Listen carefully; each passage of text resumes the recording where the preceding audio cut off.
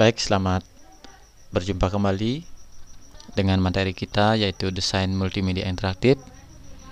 Pada kesempatan kali ini, Pak ingin membahas sedikit materi yang sebelumnya sudah Pak bagikan kepada kalian. Mudah-mudahan kalian sudah menyimaknya sehingga pada penjelasan kali ini kalian sudah memiliki gambaran ataupun bayangan. Nah, materi yang Pak sampaikan ini contoh dari desain multimedia interaktif ini Pak buat dengan menggunakan Microsoft PowerPoint Office 2017. Nah, untuk desain interaktif ini sebenarnya ada banyak sekali aplikasi yang bisa digunakan untuk membuatnya ya. Salah satunya bisa PowerPoint dengan berbagai variasi. Bisa juga dengan menggunakan Adobe Flash maupun Macromedia Flash. Kemudian bisa juga perkembangan dari Adobe Flash itu ada aplikasi yang namanya Adobe Animate. Namun seiring perkembangan software, aplikasi lain juga banyak sekali yang bisa digunakan. Salah satunya ada namanya Accurate Storyline. Nah, mudah-mudahan nanti pada kedepannya kita bisa mencoba. Nah, untuk kali ini Pak berharap sih kalian bisa paham aja dulu, bisa mengambil referensi dulu, kira-kira bentuknya seperti ini untuk interaktifnya. Nah, kalau kalian bisa membuat yang lebih menarik ya, misalnya kita bisa tambahkan beberapa animasi bergerak, misalnya logonya atau ada gambar-gambar lain sehingga bisa lebih menarik. Nah, pada contoh kali ini Pak buat beberapa menu ya. Nah, di sini ada afirmasi. Nah, pada afirmasi ini jadi maksudnya adalah sebelum kita belajar tentang desain multimedia interaktif, silakan ini ditonton dulu. Nah, ini karena kalian sudah mendownloadnya, jadi nanti silakan tonton secara mandiri saja. Nah, kemudian di sini ada menu KIKD. Nah, ini juga bagian dari efek ya. Begitu disorot dia ada perubahan sehingga user tahu ya menu mana yang sedang diakses. Nah, di sini Pak siapkan sebenarnya untuk audio. Nah, kemudian ini kembali ke home. Nah, ini untuk melihat KIKD ataupun materi yang perlu kita kuasai pada materi awal ini. Nah, kemudian ada indikator apa sih yang kita harus paham setelah melihat materi ini. Nah, diharapkan kita mampu menunjukkan media interaktif dalam kehidupan sehari-hari.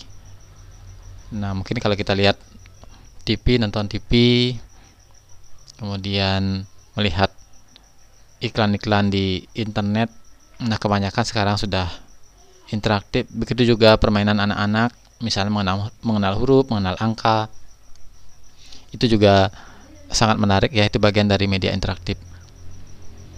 Nah, kemudian yang kedua mampu mengelompokkan jenis media interaktif. Nah, kelompok-kelompoknya nih, misalnya ada yang tujuannya untuk pendidikan, untuk hiburan, untuk simulasi, untuk permainan, game dan lain sebagainya.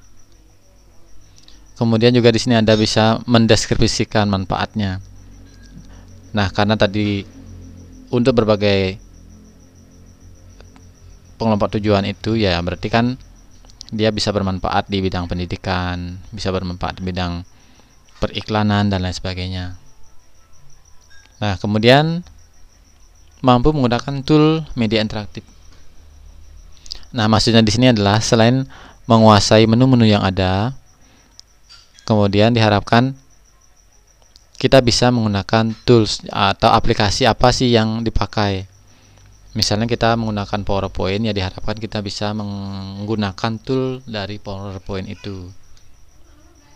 Misalnya kita menggunakan Adobe Flash, ya kita diharapkan mampu menggunakan tools yang ada pada Adobe Flash dan aplikasi yang lainnya. Nah, kemudian mampu merancang media interaktif pembelajaran sendiri. Nah, setelah melihat berbagai referensi, diharapkan setiap siswa itu mampu membuat. Nah, pada kesempatan ini difokuskan saja dulu media interaktif untuk pembelajaran.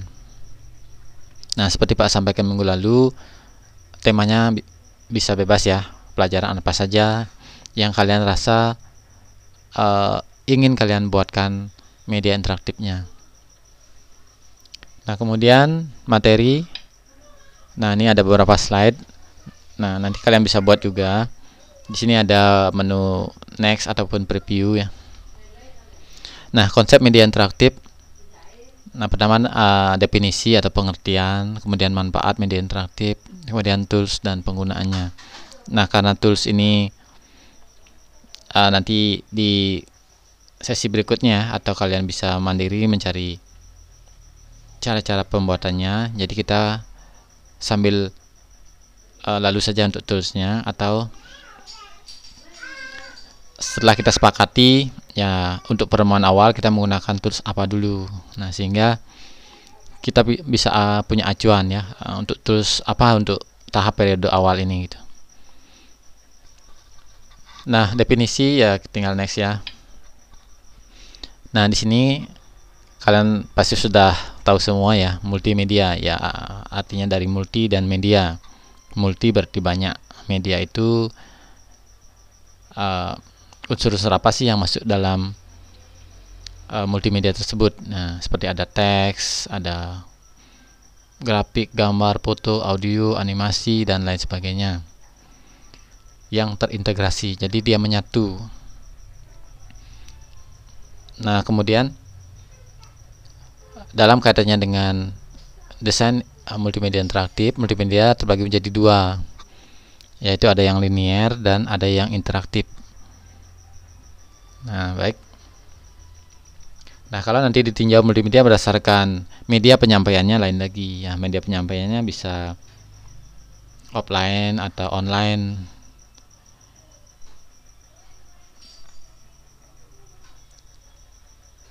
Nah, kemudian lanjut.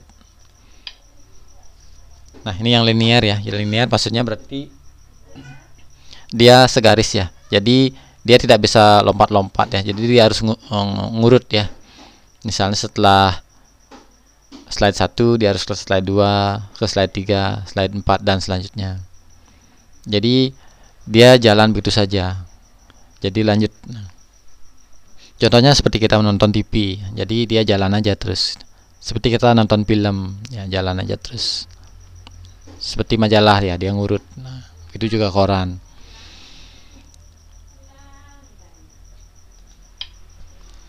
Nah, ciri-cirinya seperti ini ya. Dia sederhana, logis.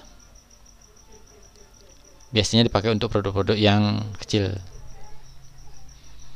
Nah, sedangkan yang interaktif, nah jadi unsur-unsur yang ada di dalamnya itu seperti teks, grafis, animasi dan sebagainya itu bisa kita kontrol. Kita mau buka yang mana sih duluan, kita mau yang jalankan yang mana, itu terserah dari user. Nah, seperti yang contoh ini ya, kita mau baca materi dulu boleh, ngelihat tugas dulu boleh.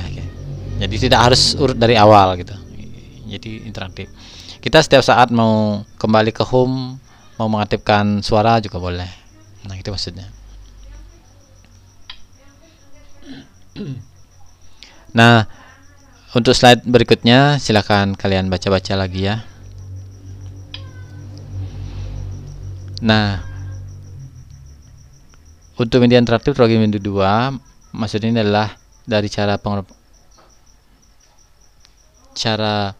jalannya program ya. Ada yang terstruktur seperti ini, hierarki ya, seperti ada juga yang bebas gitu, ngacak. Kita mau yang mana dulu?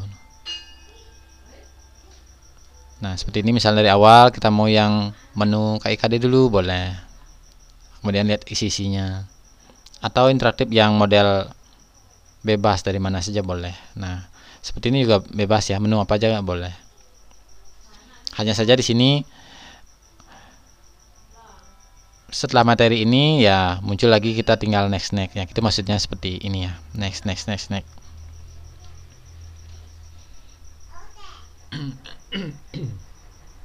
Nah, sehingga di sini ada istilah hierarki seperti struktur, dan ada istilah non linear, tidak segaris, tapi dia bisa bergerak bebas kemana saja. Nah, bedanya dengan yang linear tadi, dia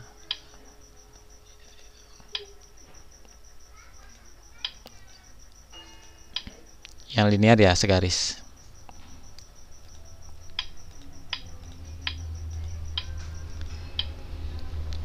Nah, kira-kira ini untuk pemanfaatannya ya, bisa untuk tutorial pembelajaran, media promosi, untuk hiburan, simulasi, dan lain sebagainya. Nah, seperti tadi Pak sampaikan, beberapa aplikasi yang bisa dicoba ya untuk membuat interaktif. Ada PowerPoint yang umum ya, kemudian bisa dengan menggunakan Flash. Kemudian web juga termasuk interaktif ya, kita bisa melihat web berdasarkan menu-menu yang ada. Kemudian juga ada Camtasia juga bisa, dan lain-lain, masih banyak lagi ya. Nah, kira-kira seperti itu. Untuk selanjutnya, setelah melihat referensi ini, Pak berharap kalian mencari sendiri salah satu contoh desain media interaktif, dibuat dengan apa saja boleh. Nah, kemudian itu kalian jadikan referensi untuk membuat tugas desain menu multimedia interaktif dengan mengacu pada referensi yang kalian dapatkan itu. Nah, kemudian referensi yang kalian dapatkan itu nanti kalian kirim pada e-learningnya. Boleh mengirim filenya di sana, boleh juga mengirim linknya. Nah, di samping itu kalian membuat sedikit resume dari referensi yang kalian dapatkan itu. Jadi setelah kalian dapat referensi, dipelajari cara kerjanya, kemudian buat resumenya. Nah, untuk pertemuan ini itu saja dulu. Nah, silakan untuk tugasnya kalian upload di e-learning. Terima kasih.